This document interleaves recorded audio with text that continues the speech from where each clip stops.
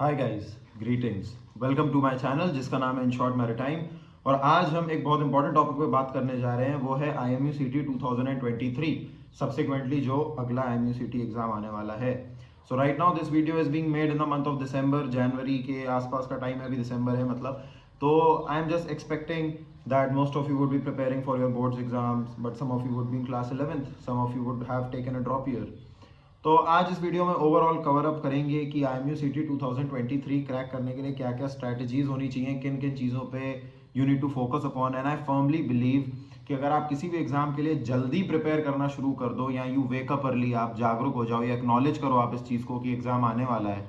क्योंकि कुछ ऐसे स्टूडेंट्स भी होते हैं जो एग्जाम आने के 2-3 हफ्ते या 1 महीने पहले उसके लिए प्रिपेयर करना शुरू करते हैं। So that is not very efficient, because to prepare any for preparation of any examination you need some good amount of time.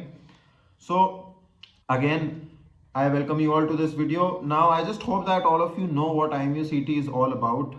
मैं वीडियो ये सोच के बना रहा हूँ कि यहाँ पे जितने भी मेरे व्यूअर्स हैं वो जानते हो IMU CT क्यों दे रहे हैं। बेसिकली एंट्रेंस एग्जामिनेशन है IMU यानी कि इंडियन मैरिटाइम यूनिवर्सिटी, CET मतलब कॉमन एंट्रेंस टेस्ट। अगर आपको IMU एफिलिएटेड किसी भी कॉलेज से DNS, BTech, BSc कुछ भी करना है तो आपको IMU CT देना पड़ेगा।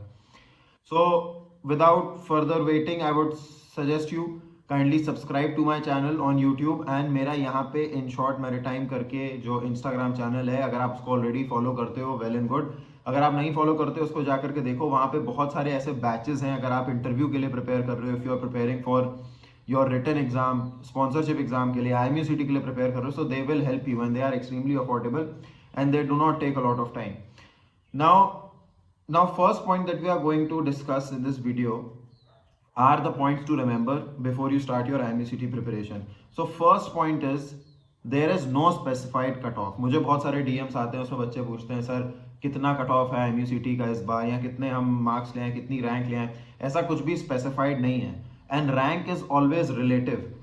हो सकता है कि पिछले साल IMU CT में बच्चों ने अच्छा परफॉर्म ना किया हो तो उसमें रैंक अच्छी लाना आसान हो, और इस साल सब प्रिपेयर कर लें तो इस साल उतनी मेहनत में रैंक अच्छी ना आए, because it is all relative. Okay, and another question that students ask me specially for DNS की सर जैसे किसी भी कंपनी का नाम लेंगे, पूछेंगे इस कंपनी में सेलेक्ट होने के लिए what is the IMU CT rank required. ऐसा कुछ जरूरी नहीं है। फर्स्ट ऑफ ऑल वो कंपनी चेक करेगी कि कितने लोगों ने अप्लाई किया उस कंपनी में, उसके बाद वो देखेगी किसकी कितनी बोर्ड्स परसेंटेज है, किसका कैसा इंटरव्यू परफॉर्मेंस है, किसकी कितनी IMU CT रैंक है। ये सब देख करके वो एक रैंक लिस्ट बनाते हैं, उसके बेसिस पे they shortlist the student. So the safest is that you perform your best everywhere.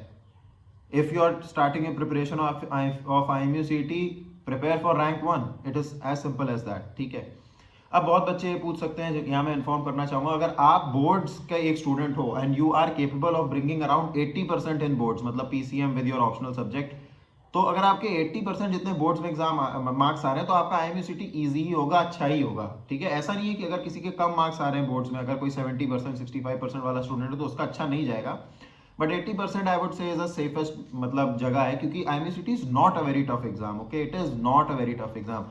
You do not need to prepare on a tough standard. You just have to be aware कि syllabus क्या है, किस type के questions आते हैं, time management आना चाहिए, और थोड़ा मतलब एक थोड़ा सैंपल पता होना चाहिए कि क्या टॉपिक्स आते हैं, कैसे आते हैं। क्योंकि मैं ये तो बिल्कुल नहीं बोलूंगा कि IMU CT एग्जाम टफ है, बट मैं ये जरूर बोलूंगा कि वो बहुत कंसेप्चुअल एग्जाम है and it is slightly different than other exams. So you need just a little bit of guidance कि आपको किस डायरेक्शन में जाना है, कैसे कहाँ पे मेहनत करनी है। मेहनत आई होप सब बच्चे करते हैं, बट सही डायरेक्शन में जो मेहनत होती है वो ज़्यादा फ्रूटफुल होती है। So always remember this.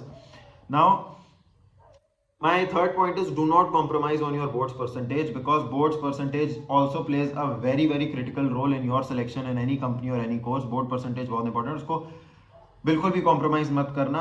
But fourth point is the good news कि जितना भी IMU CT का सिलेबस है it comes well with in from your boards only. ठीक है, जो बोर्ड्स का सिलेबस है उसी में से ही IMU CT का भी सिलेबस आएगा, उसी का सबसेट है। So you do not need to do anything extra.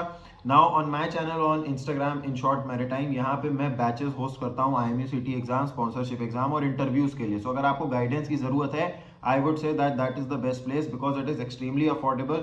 It takes less amount of time, but it prepares you. It gives you a launching pad for appearing for IMU CT or sponsorship exam or your interview. So you can check it out. Now coming to the subjects, we all know कि physics, maths, English and aptitude core होता है, general knowledge, general aptitude. तो पहले बात कर लेते हैं physics और मैथ्स की।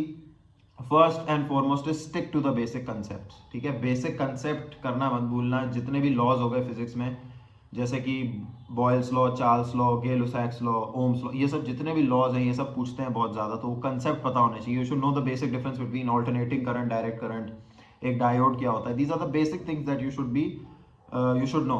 Similarly for mathematics, basic formulas, basic things. Okay, now second point is no need for the toughest and the longest question of boards. तो बोर्ड्स में और खास करके जो एनसीईआरटी पढ़ते हैं उसमें एनसीईआरटी के एंड में बहुत लंबे लंबे और काफी टफ क्वेश्चंस दिए हुए हैं। You do not really need to go there, you have to be conceptually clear. Always remember IMUCT का कोई भी क्वेश्चन ऐसा नहीं होगा जो बहुत ज्यादा टाइम लेगा। तो जितने भी लंबे क्वेश्चन है, टाइम लेने वाले क्वेश्चन, तो वो यूजुअली नहीं पूछते हैं इसी वजह से, क्योंकि IMUCT is also a test of time कि आप कितना जल्दी और कितना एक्यूरेटली आप आंसर करते हो। Now third point is be clear with fundamentals. अगर आपके फंडामेंटल्स वीक हैं, अगर आप टफ क्वेश्चन कर रहे हो या नहीं कर रहे हो, फंडामेंटल्स वीक हैं, तो आईएमयूसीटी में तकलीफ आ सकती है, क्योंकि वो सिर्फ फंडामेंटल्स चेक कर रहे हैं, ठीक है।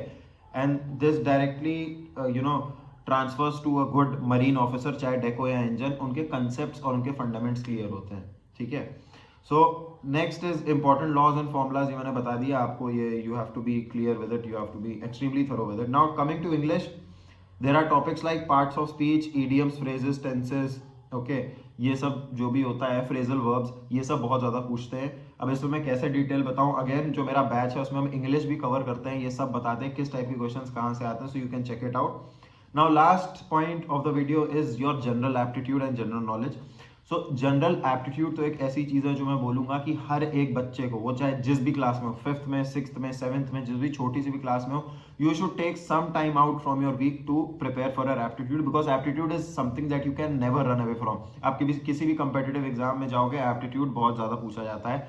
सो अगर आपको आईएमयूसीटी के एप्टीट्यूड के लिए प्रिपेयर करना है, तो topics again you can DM me, I can share them with you, और you can again follow me on Instagram and check our batches, वहाँ पे हम एप्टीट्यूड की भी तैयारी कराते हैं।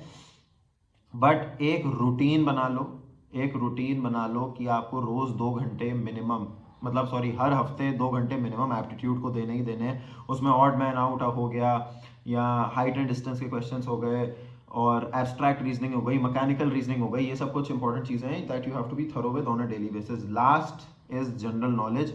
सो जनरल नॉलेज का स्कोप बहुत ज़्यादा होता है। My suggestion to you would be, you should start reading the newspaper on a daily basis now. You should also know the little bit the common history of our country, and इसके साथ आपको finance ministers, prime minister, ये जितने भी ministers हैं, आपकी geography अच्छी होनी चाहिए, कौन सी रिवर कहाँ पे है, कौन सा कैपिटल किसका क्या है। So this was the video regarding IMUCT 2023. I hope all of you are preparing, and again it is not a very tough examination, but you have to wake up and you have to start preparing, start dedicating some of your time and your focus for this exam. Get a very good rank, also get good percentage in your boards, and also perform well in your interviews, and I promise you that the company that you want to be in will take you, or the college that you want to be in, they will also give you their admission letter. So with this we come to the end of this video. You can check out In Short Maritime on Instagram. Thank you so much, and I hope you have a nice day.